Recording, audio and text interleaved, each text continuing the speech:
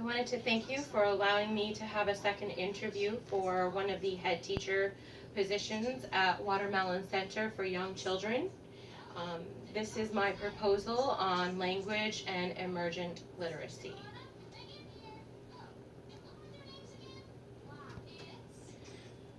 So my statement of belief is that at Watermelon Center for Young Children, we believe that raising your child to be a successful reader starts at infancy and is a collaborative effort.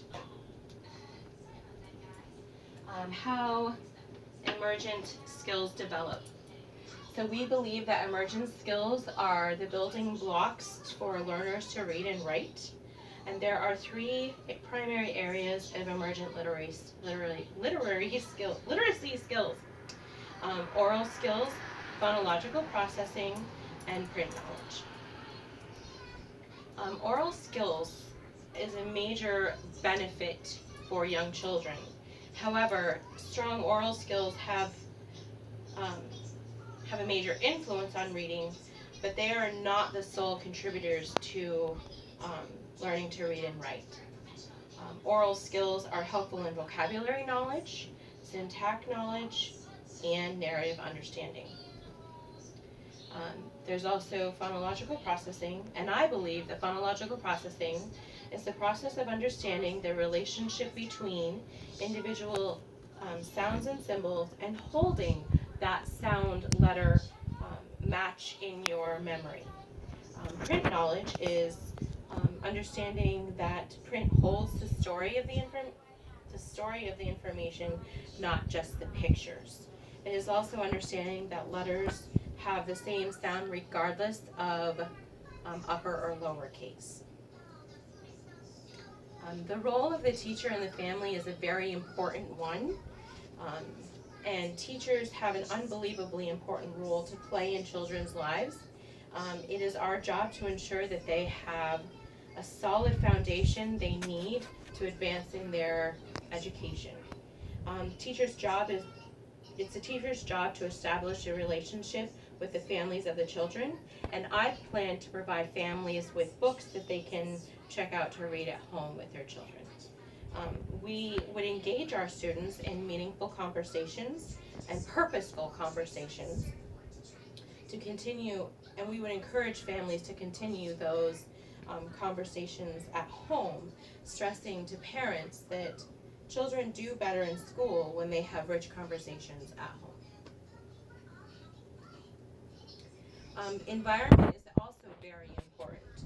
In the infant's room, we will engage children in meaningful conversations, but it does not begin in first grade. It begins in infancy, and therefore the children's room will be immersed in vocabulary-rich conversations with printed materials surrounding them. In the toddler's room, we will continue with that vocabulary-rich conversation, and we will add more readily available prints throughout the classroom. In the preschool room, we will continue to build on that preschooler's rich vocabulary, adding new words, adding literacy centers with engaging literacy games and writing centers. For materials, we'll have several materials around the room. There will be the standard books. There will be some instructional materials. There will be great level appropriate instructional materials like pictures on how to build houses or things like that. There will be cookbooks. There will be menus. And this is to help students see that reading is not just in books, but that it's in all areas of their life. We'll have menus. I already said that. We'll have posters. We'll have poems. And then I plan to bring art into literacy also. So 1 month we'll look at a picture and collaboratively we'll work on what that picture is telling us as a story. We'll do the same for music. We'll listen to it and come to a collaborative effort on what that music is telling us as a story. We'll watch some dance and interpret that dance into a story. And we'll display all of those stories that for parents to see and for the students to see that there are stories in other areas as well. Then we'll also have plays displayed and of course students' own work. Literacy lends itself well to integration with other subjects such as science, math, social science, and art, and of course many others.